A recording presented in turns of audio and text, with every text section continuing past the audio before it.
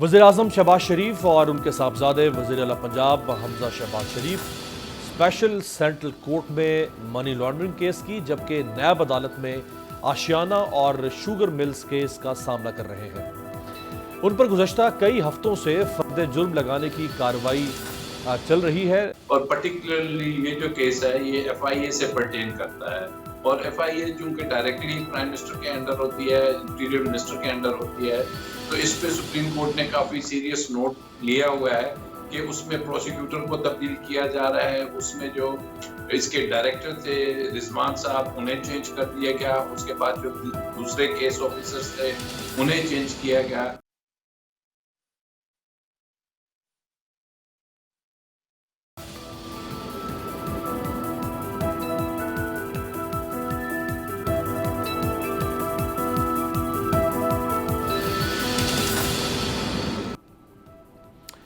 अस्सलाम वालेकुम व्यूअर्स, मैं हूं आपके साथ अमीर अब्बास और आप देख रहे हैं तब्दीली।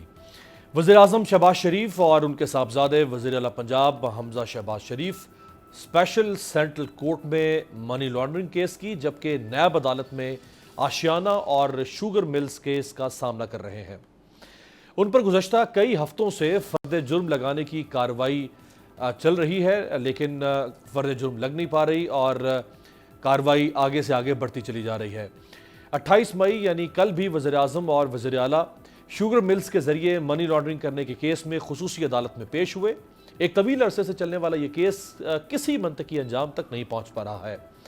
इस केस की कुछ तफसीलात अपने नाज़रीन के सामने दोबारा रखते हैं ताकि लोगों को इस केस की अंदरूनी कहानी मालूम हो सके कि आखिर ये क्या केस है और ये केस क्यों अब तक मुकम्मल नहीं हो पा रहा। शहबाज शरीफ के ख़ानदान पर गैर कानूनी दौलत बनाने और नामालूम ज़राए आमदन से कारोबारी एम्पायर खड़ी करने का इल्ज़ाम लगा। इस इल्ज़ाम के तहत उन्होंने ये दौलत और बिजनेस एम्पायर मनी लॉन्ड्रिंग के एक बड़े और मुनज़्ज़म नेटवर्क बेनामीदारों, फ्रंटमैनों और दीगर नाजायज़ ज़राए से हासिल की थी। अब आपके सामने वज़ीर-ए-आज़म शहबाज शरीफ के केस की कुछ तफसीलात रखता हूँ। 12 जनवरी 2018 को जब मुस्लिम लीग नून की हुकूमत पाकिस्तान में थी, यानी इमरान खान अभी हुकूमत में नहीं आए थे, हुकूमत पाकिस्तान के फाइनेंशियल मॉनिटरिंग यूनिट ने एक रिपोर्ट जारी की कि शहबाज शरीफ, उनके खानदान के दीगर अफराद के अकाउंट्स और उनके कारोबारी बैंक अकाउंट्स में एक मशकूक ट्रांजैक्शन हुई। 19 अक्टूबर 2018 को फिर नैब लाहौर को एक शिकायत मौसूल हुई कि शहबाज शरीफ और उनके दोनों साहबजादों हमजा शहबाज और सुलेमान शहबाज ने 9 मिलें लगाई और 2008 से 18 के दरमियान अरबों रुपए के असासे बनाए। जराए के मुताबिक सन 2000 में शहबाज शरीफ के खानदान के असासों की मालियत 5 से 6 करोड़ रुपए तकरीबन बनती थी। 1990 में शहबाज शरीफ जब MNA बने तो उन्होंने अपनी वेल्थ स्टेटमेंट में बताया कि उनके और उनके खानदान के कुल असासों की मालियत 21 लाख रुपए थी। 1998 में शहबाज शरीफ ने अपने बेटे सुलेमान शहबाज और अपनी बेटियों राबिया इमरान साहिबा और जवेरिया साहिबा के कुल असासों की मालियत 1 करोड़ 48 लाख रुपए जाहिर की थी। जब शहबाज शरीफ 1997 में पहली बार वज़ीर आला बने तो 1999 में शहबाज शरीफ और उनके खानदान के असासों की मालियत 21 लाख रुपए से बढ़कर 3 करोड़ 60 लाख रुपए हो गई। ज़राए के मुताबिक 2004 में असासों की मालियत बढ़कर 4 करोड़ 30 लाख रुपए हो गई। 2009 में शहबाज शरीफ के असासों की मालियत 899 मिलियन रुपए तक पहुंच गई, जबकि ज़राए के मुताबिक 2018 में 20 साल के दौरान शहबाज शरीफ और खानदान के असासों की मालियत 21 लाख रुपए से बढ़कर 5 अरब 90 करोड़ रुपए से जायद हो गई, जिनमें रमजान शुगर मिल्स शामिल नहीं है। शहबाज शरीफ और उनके खानदान के असासों में 40,156% इजाफा हुआ है। हमारे ज़राए के मुताबिक शहबाज शरीफ और उनके खानदान के असासों की 2020 में मालियत 7 अरब 10 करोड़ रुपए से तजावुज कर गई थी। उन पर इल्जाम है कि असासे जाली कर्जों, बेनामीदारों और गैर वाज़े रकूम से की गई जो इन्वेस्टमेंट है, उस इन्वेस्टमेंट से जो फायदे हासिल हुए और जो बाकी गैर वाज़े ज़राए हैं उनसे हासिल किए गए। 1998 में मियां मोहम्मद शहबाज शरीफ के असासे कुछ कंपनियों के हिस्सस पर यानी शेयर्स पर मुश्तमिल थे, जिन शेयर्स की मालियत 2 करोड़ 5,17,150 रुपए थी। ये कंपनियां शहबाज शरीफ के वालिद मियां मोहम्मद शरीफ और उनके भाइयों ने कायम की थी। 1 जनवरी 2009 को नवाज शरीफ खानदान, शहबाज शरीफ खानदान, अब्बास शरीफ खानदान, بیگم شمیم اختر صاحبہ، بیگم کوثر یوسف صاحبہ سمیت میاں محمد شریف کے تمام بیٹوں اور بیٹیوں نے ایک فیملی سیٹلمنٹ کا معاہدہ کیا۔ اس معاہدے کی روح سے شہباز شریف نے 2009 میں اپنے والد مرحوم میاں محمد شریف سے وراثت میں صرف ایک انڈسٹریل یونٹ حاصل کیا تھا، جس کا نام رمضان شوگر ملز ہے۔ 2014 میں رمضان شوگر ملز نے SCCP میں جو فارم اے جمع کروایا، اس فارم کے مطابق میاں محمد شہباز شریف نے رمضان شوگر ملز کے صرف 135 ملین روپے کے شیئرز یا حصص وراثت میں حاصل کیے تھے۔ ان شیئرز کے علاوہ کوئی اور کاروبار، جائیداد یا بڑی کمپنی شہباز شریف نے وراثت میں حاصل نہیں کی تھی۔ ذرائع کے مطابق اس وقت شہباز شریف اور ان کے خاندان کے پاس لاہور میں کوئی اور قیمتی رہائش یا کمرشل جائیداد یعنی کمرشل پراپرٹی بھی نہیں تھی، اور شہباز شریف اور ان کا خاندان 1999 سے 2010 تک ڈیفنس لاہور کے گھر میں کرائے پر رہائش پذیر تھا۔ یہاں یہ سوال اٹھتا ہے کہ جو شہباز شریف 2009 میں صرف ایک شوگر ملز کے مالک اور کرائے کے گھر میں مقیم تھے، وہ 2018 تک 14 ڈکلیئرڈ کمپنیوں، 4 بے نامی اثاثوں، کئی رہائشی جائیدادوں جن میں ماڈل ٹاؤن لاہور میں 10 کنال کا گھر، ڈوگا گلی میں 9 کنال سے بڑا نشاط لاج، جوڈیشل کالونی لاہور میں 6 کنال کا گھر، برطانیہ میں 4 فلیٹ سمیت لاہور اور اسلام آباد کے قریب کئی گھروں کے مالک کیسے بن گئے؟ ہمارے ذرائع کے مطابق 2008 سے 18 تک جب شہباز شریف وزیر اعلیٰ پنجاب تھے تو شہباز شریف، ان کے خاندان، فرنٹ مینوں اور بے نامی داروں نے 2 ارب 77 کروڑ روپے کی 13 نئی قائم شدہ کمپنیوں میں انویسٹمنٹ کی۔ انہوں نے بے نامی داروں کے ذریعے 2 ارب 40 کروڑ روپے کی منی لانڈرنگ کی مبینہ طور پر اور 620 ملین روپے مالیت کی جائیدادیں بنائیں۔ یوں 2018 تک شہباز شریف اور ان کے خاندان کے اثاثوں کی مالیت 5 ارب 90 کروڑ روپے سے تجاوز کر گئی۔ ذرائع کے مطابق شہباز شریف اور ان کے خاندان کے تمام افراد کے اثاثوں میں اس کثرت سے اضافہ اس دور میں ہوا جب وہ پنجاب کے وزیر اعلیٰ تھے۔ 1990 میں شہباز شریف اور ان کے خاندان کے اثاثوں کی کل مالیت تقریباً 21 لاکھ تھی، لیکن جب شہباز شریف کی پہلی وزارت اعلیٰ کا دور 1999 میں ختم ہوا تو ان کے اثاثوں کی مالیت 21 لاکھ سے بڑھ کر تقریباً 3 کروڑ 60 لاکھ روپے تک پہنچ گئی۔ 2003 تک ان کے اثاثوں کی مالیت 4 کروڑ سے بڑھ گئی۔ 2003 میں پہلی مرتبہ شہباز شریف، حمزہ شہباز اور سلیمان شہباز نے علیحدہ علیحدہ ویلتھ سٹیٹمنٹ فائل کی۔ 2004 سے 8 کے درمیان شہباز شریف کے سارے خاندان میں سے صرف حمزہ شہباز نے اپنی ویلتھ سٹیٹمنٹ جمع کروائی۔ حمزہ شہباز نے 2005 میں اپنے اثاثوں کی مالیت 3 کروڑ 65 لاکھ روپے بتائی۔ جب حمزہ شہباز سے ان اثاثوں کے ذرائع آمدن پوچھے گئے تو انہوں نے ان میں سے 1 کروڑ 68 لاکھ روپے جعلی غیر ملکی زر مبادلہ سے ثابت کیے۔ 2009 میں شہباز شریف خاندان کے کل اثاثوں کی مالیت 4 کروڑ سے بڑھ کر تقریباً 90 کروڑ روپے تک پہنچ چکی تھی، اور 2009 سے ہی شہباز شریف کے خاندان نے بیرون ملک سے TTs وصول کرنا شروع کی۔ یہ جعلی TTs شہباز شریف کی اہلیہ نصرت شہباز، حمزہ شہباز، سلیمان شہباز اور شہباز شریف کی بیٹیوں رابعہ عمران اور جویریہ علی کے ناموں پر وصول کی گئیں۔ 2009 میں جو اثاثے 90 کروڑ روپے کے تھے وہ 2018 تک 9 سالوں میں بڑھ کر 5 ارب 96 کروڑ روپے سے تجاوز کر گئے، اور ان اثاثوں کی موجودہ مالیت اور سرمایہ کاری پر منافع ملا کر 7 ارب روپے سے زائد بنتا ہے۔ جب شہباز شریف اور ان کے خاندان سے ان 7 ارب کے وسائل کے بارے میں پوچھا گیا تو انہوں نے 1.5 ارب روپے سے زائد کی جعلی TTs دکھائیں۔ 1 ارب روپے سے زائد کے جعلی قرضے، 2.5 ارب روپے کے غیر ظاہر شدہ بے نامی اثاثے، تحفے تحائف، تنخواہیں اور کچھ دیگر مشکوک ذرائع دکھائے۔ حمزہ شہباز شریف کی جانب سے یہ معلومات شیئر کی گئی۔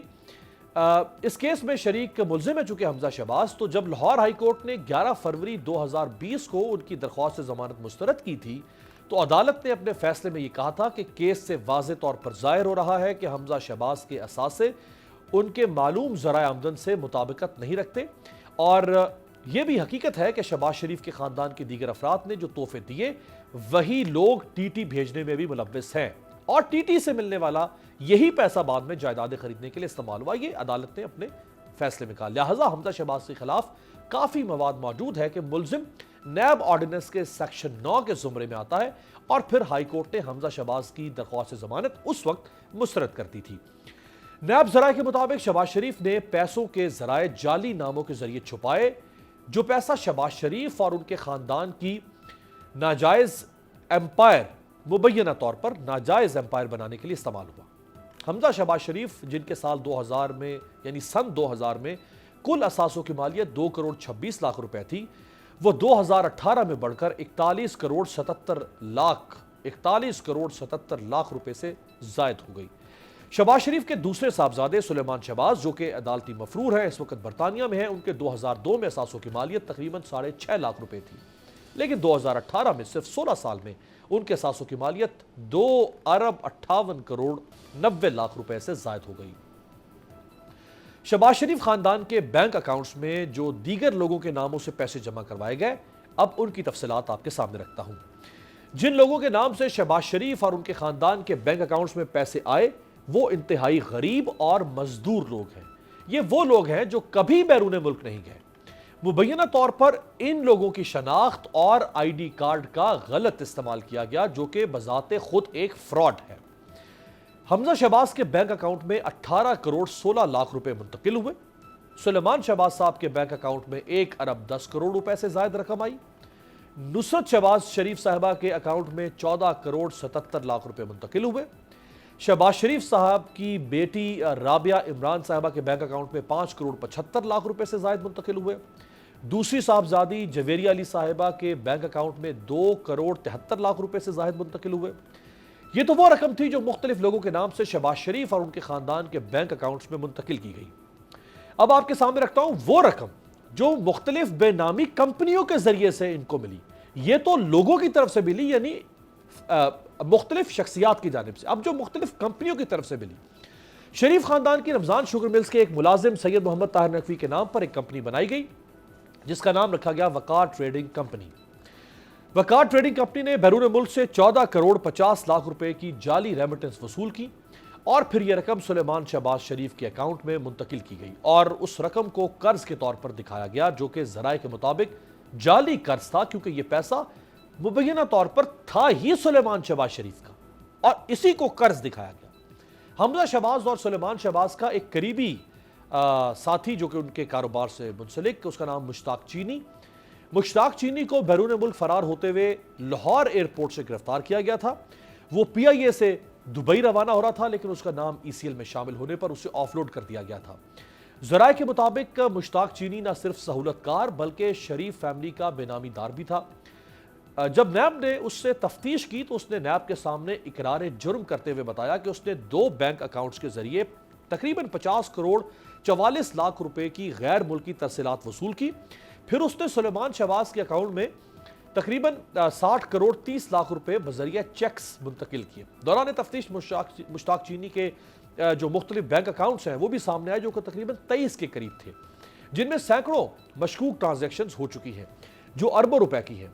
इसके अलावा शरीफ फीड मिल्स में शरीफ खानदान ने 5 करोड़ 55 लाख रुपए की इन्वेस्टमेंट की और ये वो पैसा था जो मुबैना तौर पर गैर कानूनी तौर पर बैरून मुल्क से मंगवाया गया।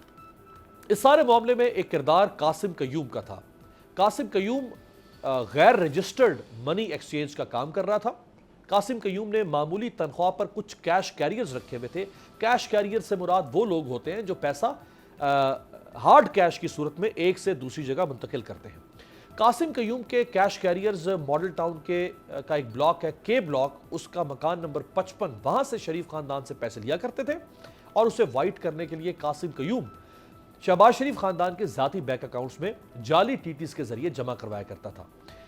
जरा ये कहते हैं कि एक और किरदार यहां सामने आता है जिसका नाम है फजल दाद अब्बासी। यह शहबाज शरीफ खानदान और मनी चेंजर्स के दरमियान मुबैना तौर पर राब्ते का काम करता था। फजल दाद अब्बासी कासिम कयूम को कैश पहुंचाया करता था। फजल दाद अब्बासी और कासिम कयूम दोनों को नैब ने 4 अप्रैल 2019 को गिरफ्तार किया था। कासिम कयूम के अलावा एक और किरदार था मसरूर अनवर। मसरूर अनवर 14 नवंबर 2019 को गिरफ्तार किया गया था। यह शरीफ ग्रुप ऑफ कंपनीज का मुलाजिम था और यह शरीफ खानदान को मुबैना मनी लॉन्ड्रिंग में मदद भी फराहम किया करता था। मसरूर अनवर के अलावा एक और किरदार मोहम्मद शोएब कमर था। यह भी शरीफ ग्रुप ऑफ कंपनीज का मुलाजिम था और मुबैना मनी लॉन्ड्रिंग में मदद कर रहा था। इसे 4 सितंबर 2019 को गिरफ्तार किया गया। एक किरदार मनी चेंजर शाहिद रफीक था, जिसने बरतानिया से 24 फेक रेमिटेंसेस के जरिए 18 करोड़ 47 लाख रुपए बरतानिया से पाकिस्तान भिजवाए।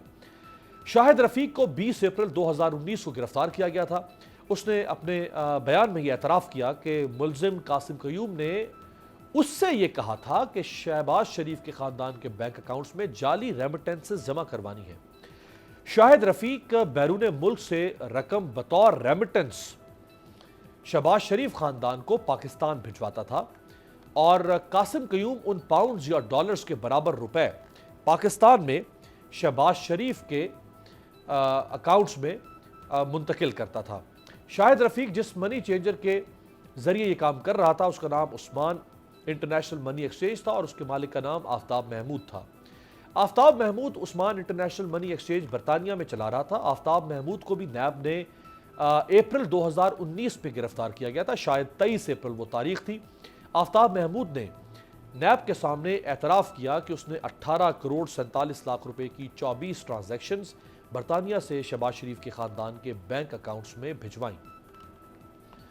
شاہد رفیق نے نیب کے سامنے یہ بھی اعتراف کیا کہ جن لوگوں کے نام سے یہ پیسے بھجوائے جاتے تھے وہ اصلی لوگ نہیں تھے اور وہ کبھی یہ پیسے پاکستان بھجوانے کے لیے میرے پاس نہیں آئے، یعنی وہ فکٹیشیس قسم کی ٹرانزیکشنز تھیں اور ان کی آئی ڈیز استعمال کی گئی تھی۔ باہر سے جعلی ریمیٹنس کے ذریعے پیسہ پاکستان منگوانے کا سلسلہ 2005 سے 2014 تک جاری رہا اور پھر 2014 سے طریقہ کار کو تبدیل کر لیا گیا۔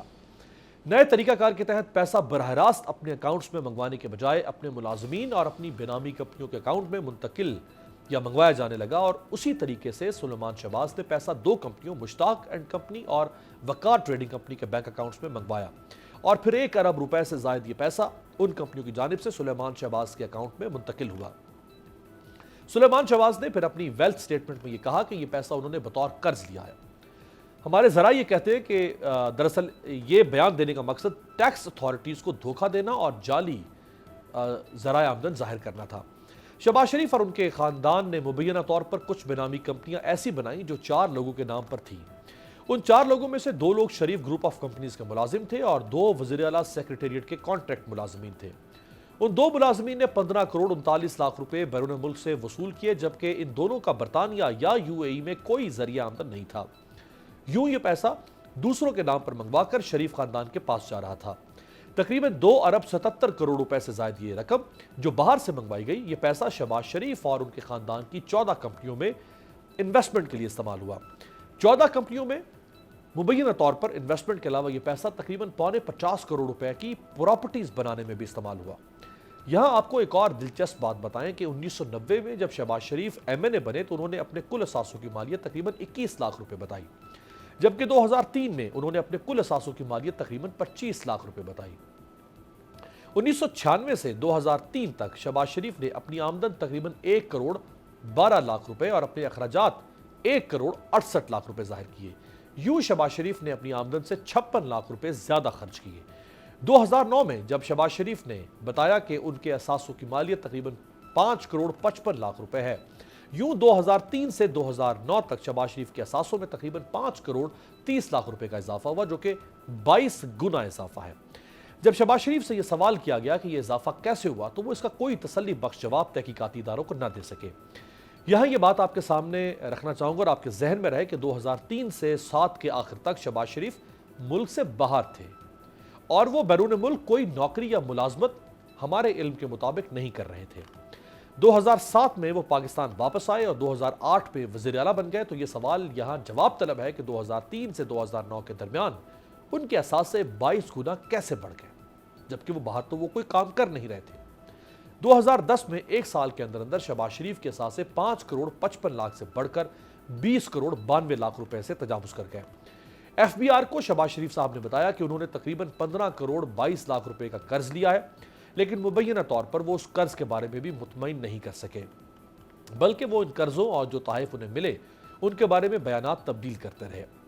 تحقیقات کے دوران شہباز شریف نے بتایا کہ 2009 سے 18 کے درمیان انہیں کاروبار سے تقریباً 14 کروڑ 46 لاکھ روپے اور زراعت سے 7 کروڑ 81 لاکھ روپے آمدن ہوئی۔ تحقیقاتی اداروں کو 2020 تک شہباز شریف کی کاروباری اور زرعی آمدن کا کوئی ثبوت نہیں ملا اور نیب کی تحقیقات کے مطابق اس عرصے میں شہباز شریف کی جو زرعی آمدن تھی وہ تقریباً 7 کروڑ 80 लाख नहीं बल्कि तकरीबन 1 करोड़ 36 लाख रुपए थी। इस केस की कुछ और भी अहम तफसीलात हैं, लेकिन चूंकि वक्त के दामन में इतनी गुंजाइश नहीं, लिहाजा मुख्तसर तफसीलात हमने आपके सामने रखी हैं अपने ज़राए से जो हमने हासिल की। यही वो केसेस हैं जो इस वक्त ज़ेर समात हैं FIA में भी और नैब में भी, जिनमें ज़मानत शहबाज शरीफ साहब को भी और हमजा शहबाज शरीफ साहब को भी कल भी ये अदालत में पेश हुए, लेकिन फ़र्द जुर्म की कार्रवाई आगे नहीं बढ़ पा रही है। जब से शहबाज शरीफ साहब प्राइम मिनिस्टर बने और हमजा शहबाज अभी चीफ मिनिस्टर हैं, तो कम व बेश 4 दफ़ा उनके ऊपर जो फ़र्द जुर्म लगना थी वो नहीं लग पाई और तारीख़ पर तारीख़ दिए जा रही है और मामला आगे से आगे बढ़ता जा रहा है। 2 दफ़ा अब तक शहबाज शरीफ बतौर प्राइम मिनिस्टर और हमजा शहबाज बतौर चीफ मिनिस्टर पेश हो चुके हैं। एक कल के समात में पेश हुए थे और एक उससे पहले की समात में। एक तरफ ये केसेस चल रहे हैं, दूसरी तरफ सुप्रीम कोर्ट ने सू मोटो नोटिस ले लिया कि जो तहकीकाती इदारे हैं उनका रिकॉर्ड कहीं ज़ाया न कर दिया जाए और हुकूमती शख्सियात उन तहकीकाती इदारों पर असरअंदाज होकर या वहाँ पर अफसरान के तबादलों और तयनातियों के ज़रिए से कहीं अपना असर रसूख इस्तेमाल न करें। और ये मामला भी इस वक्त सुप्रीम कोर्ट में ज़ेर समात है, जिस पर 2 समातें अब तक हो चुकी हैं।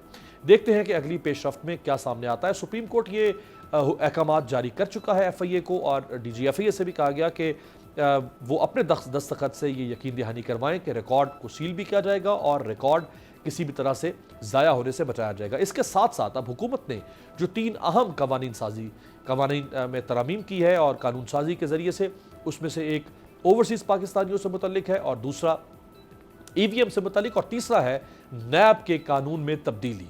नैब के कवानीन में जो तब्दीली इस हुकूमत ने अपने इत्तेहादियों की मदद से की है, वो तब्दीली नैब को हमारे ज़राए के मुताबिक कमज़ोर से कमज़ोर तर करती चली जाएगी और नैब को टुथलेस कर दिया जाएगा और बजाय ये कि नैब को मज़ीद शफाफ ताकतवर बनाया जाता, नैब को और कमज़ोर कर दिया जाएगा। इस सारी सूरत हाल पर बात करेंगे। एक ब्रेक के बाद हमारे साथ होंगे साबिक डेप्यूटी प्रोसिक्यूटर जनरल नैब, एडवोकेट सुप्रीम कोर्ट राजा आमिर अब्बास साहब और ब्रिगेडियर रिटायर्ड असलम घुमन साहब। ब्रिगेडियर असलम घुमन साहब डायरेक्टर ISI पंजाब रह चुके हैं, DG एंटी करप्शन पंजाब रह चुके हैं और डायरेक्टर नैब खैबर पख्तूनख्वा रह चुके हैं। जिन 3 अहम ओहदों पर रहे, एक बड़ा यूनिक कॉम्बिनेशन है। इस पर शायद उनके अलावा कोई और ऐसी शख्सियत ना हो पाकिस्तान में जिसने इन 3 अहम ओहदों पर काम किया हो। तो उनके पास अकाउंटेबिलिटी का, इंसदाद करप्शन के इदारों का एक वसी तजुर्बा है। दोनों शख्सियात से बात करेंगे ब्रेक के बाद कि नैब के साथ ये हुकूमत क्या करने जा रही है और इन केसेस का अंजाम क्या होगा।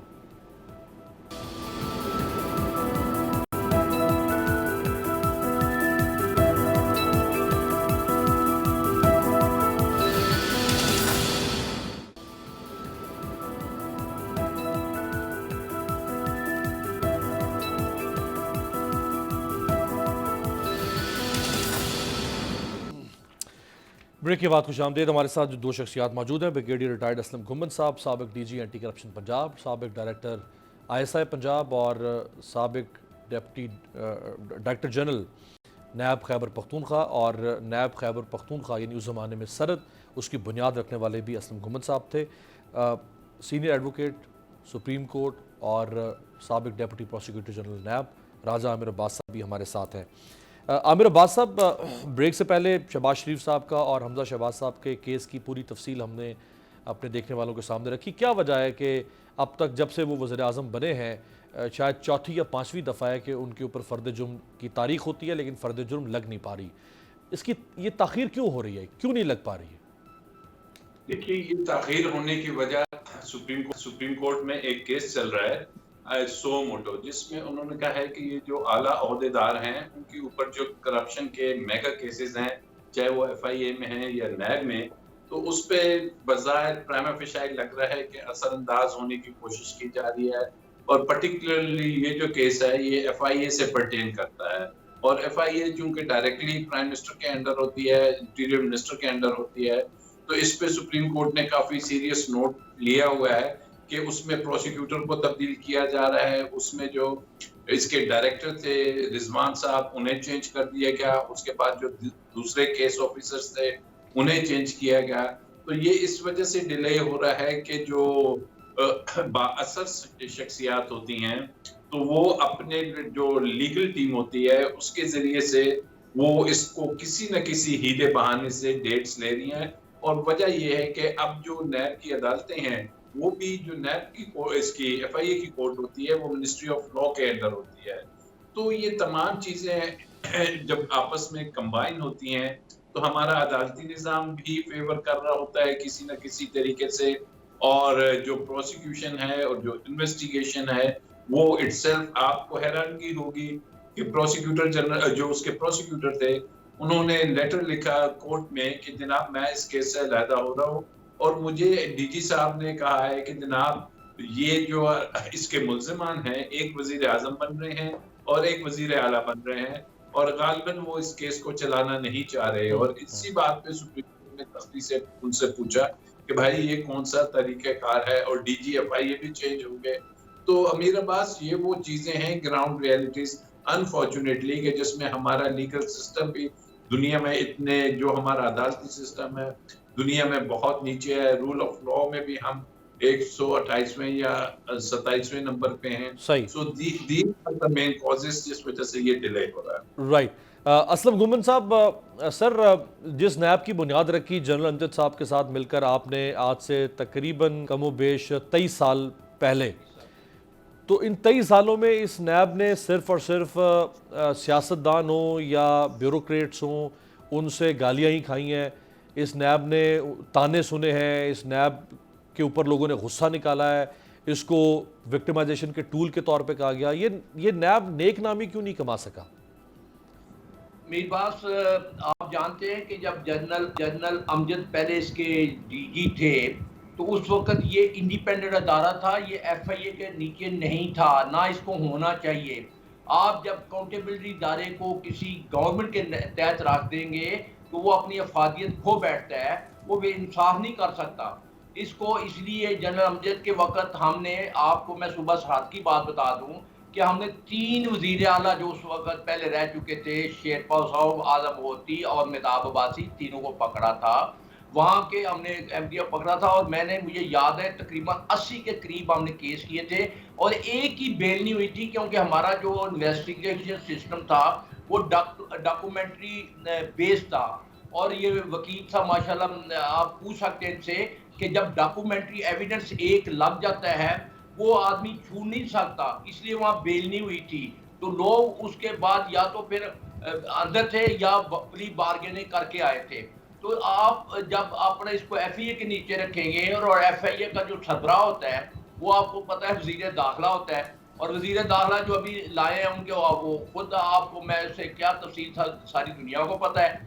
और फिर बदकिस्मती देखो, ये पहले भी या शरीफ आए हैं तो इन्होंने अपने केस खत्म किए है। जब नैब ने जब उसको इन्होंने अपना जो मिले थी वो अपना बार भागे थे, फिर बार्गेनिंग की। ये मुझे याद है, ये जो इनका अपना वो है फैक्ट्री है उसको गिरवी रखा था, सब जब आए फिर वापस ले लिया। अभी आप मुझे देखना इस मुल्क की कितनी बदकिस्मती है कि वजीर आला और वजीर आजम दोनों के ऊपर करप्शन के केस है और नैब में केस है। आखिर कुछ ना कुछ उसमें है तो ताब है ना, और वो इनकी सिर्फ है कि इनको खत्म करें।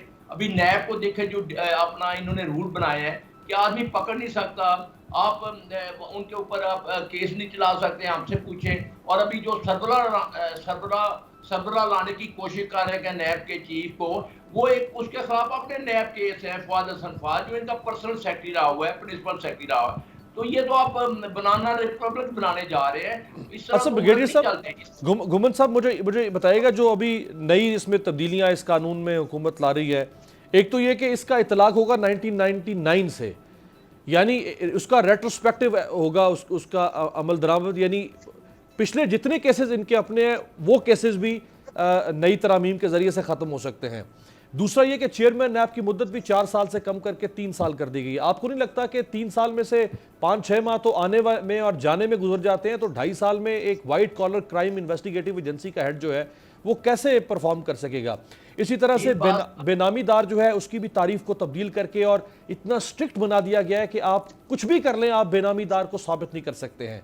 और जो बर्डन ऑफ प्रूफ है वो भी पहले मुल्जिम के ऊपर था, अब उसको उठा के नैब के ऊपर डाल दिया गया है। तो ये जो तरामीम है ये नैब को कहाँ का छोड़ेंगी फिर? یہ میر باس میں نے جیسا کہا اس کو بہتر ہے ختم کر دیں، اس کو تو ہاتھ پہ ہوا باندھ دیں کہ یہ نام کی صرف نیب رہ جائے گی، صرف لوگوں کو بلائی کریں گے.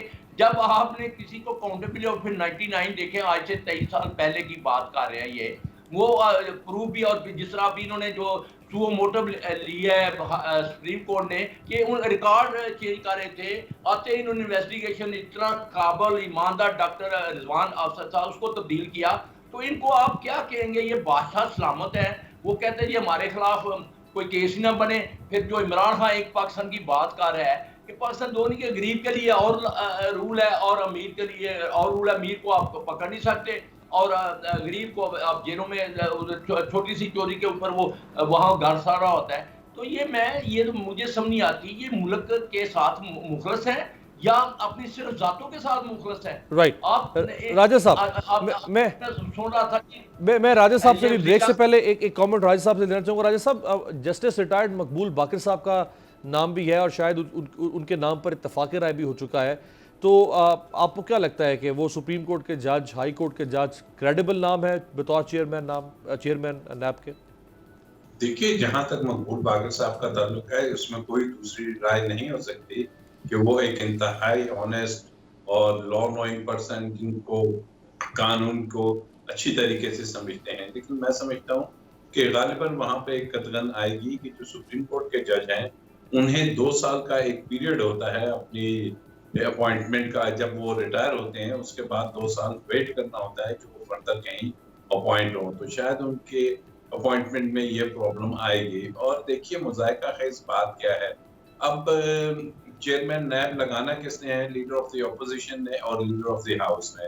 اور راجہ ریاض صاحب جو کہ خود پی ٹی آئی کے ہیں، وہاں سے منحرف ہو کے بیٹھے ہوئے ہیں، وہ اب چیئرمین نیب کو لگائیں گے. اور جب راجہ ریاض چیئرمین نیب کو لگائے گا اور لیڈر آف دی ہاؤس ہوگا شہباز شریف، کہ جن کے اپنے اوپر اربوں روپے کے مقصود چپڑاسی کے کیسز ہیں، دوسرے ہیں، تو کون شخص ہے کہ جو سمجھے گا کہ وہ کسی ایسے شخص کو چیئرمین نیب لگائیں گے کہ جو واقعی آ کے اکاؤنٹیبلٹی کے پروسیس کو سنسیئرلی کرے اور ان کے کیسز کو پرسو کرے. اور پھر امیر عباس جس انداز میں ابھی آپ نے کہا کہ یہ جو امینڈمنٹس آ گئی ہیں، یہ امینڈمنٹس آنے کا مطلب یہ ہے کہ نیب میں کسی کو سزا ہو ہی نہیں سکے گی، پرٹیکولرلی یہ جو پولیٹیشنز یا بیوروکریٹس ہیں، کہ اگر آپ کہتے ہیں کہ جی کیبنٹ میں کوئی ڈیسیژن ہوا اس کو چیلنج نہیں کیا جائے گا، اگر آپ کہتے ہیں کہ جی بے نامی میں اس کی وائف اور بچے وغیرہ نہیں آئیں گے تو پھر کیا آ جائے گا. پھر اگر آپ کہتے ہیں اونس برڈن آف پروف جو سا ہے، اونس وڈ لائی آن دا پروسیکیوشن، کہ اگر آپ کسی کو پکڑیں گے تو آپ کہیں گے کہ جی ایون فیلڈ میں تو آپ رہ رہے ہیں، آپ یہ نہیں پوچھ سکیں گے کہ جناب آپ بتائیے آپ نے کہاں سے پیسہ لیا. آپ کہیں گے جناب یہ ہم کہہ رہے ہیں کہ یہ غلط ہے، آپ نے فلانے ٹھیکے میں یا فلانی اپوائنٹمنٹ میں یہ پیسہ پکڑا تھا اور اسے لیا. بھائی میرے یہ کہاں پہ ثابت ہو سکتا ہے؟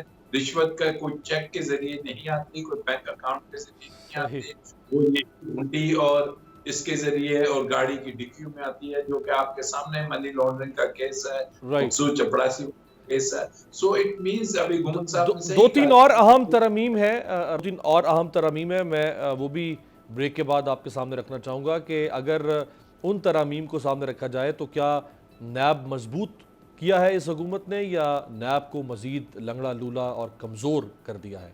ایک بریک کے بعد.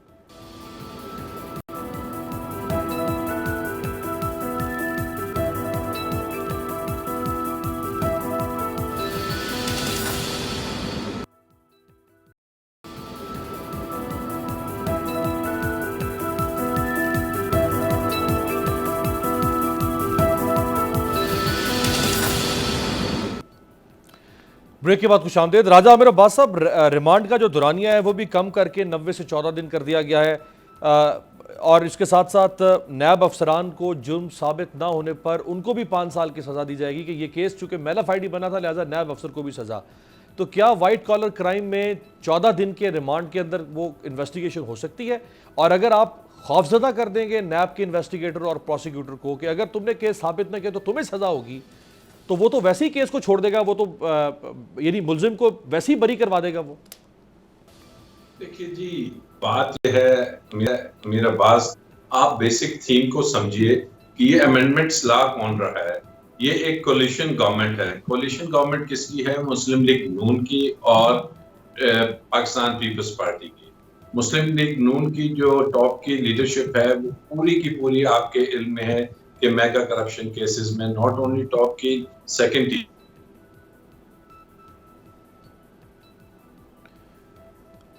आपके सिग्नल्स मेरे ख्याल फ्रीज हो रहे हैं, दोबारा से कनेक्ट करें। घुमन साहब, आपको आवाज़ आ रही है सर? अच्छा, घुमन साहब को भी दोबारा से कनेक्ट करें, सिग्नल फ्रीज हो रहे हैं।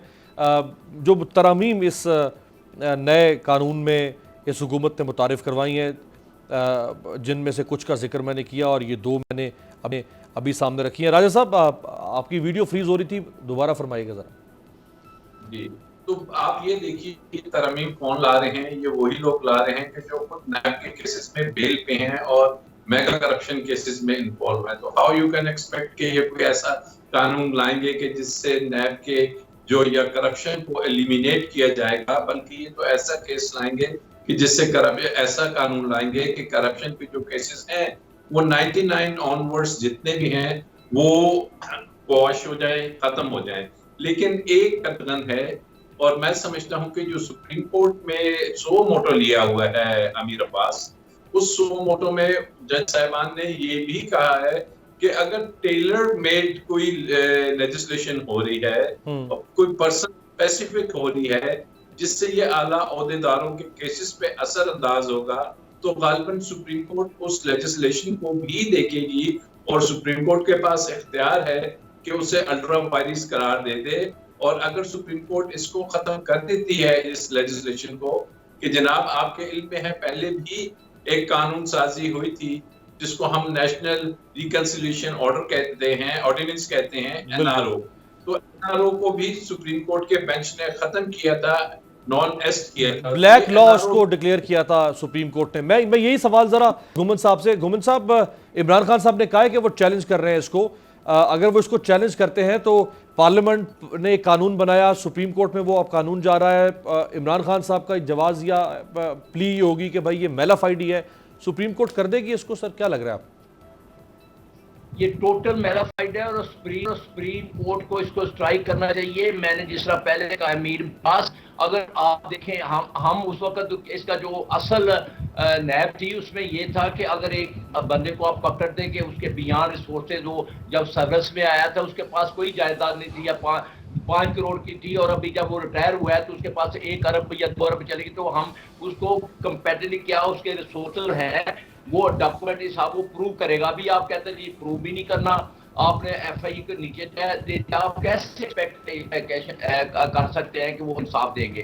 तो मैं अभी भी कह रहा हूं कि अगर ये मैं बाकर साहब है या कोई भी ईमानदार बंदा आ जाए, मैं तो इस ऐसे हालात में ऐसे नैब की चेयरमैन को एक्सेप्ट नहीं करूंगा कि जहां आप इंसाफ डिलीवर नहीं कर सकते, आप लोगों को रिलीफ दे सकते। राइट, कौम से मजाक है, कौम से ये मजाक है, और ये अक्सरियती लोग यही कह रहे हैं कि ये हुकूमत इस कानून को तब्दील कर रही है अपनी फैसिलिटेशन के लिए। इस तासुर को इस हुकूमत को ज़ायल करना चाहिए था जो ज़ायल नहीं कर सकी है। बहुत शुक्रिया दोनों मेहमानों का। आपसे मुलाकात होगी अगले हफ्ते। कल जब ये केस सुप्रीम कोर्ट में जाएगा तो सुप्रीम कोर्ट में इसकी प्रोसीडिंग क्या रुख इख्तियार करती है।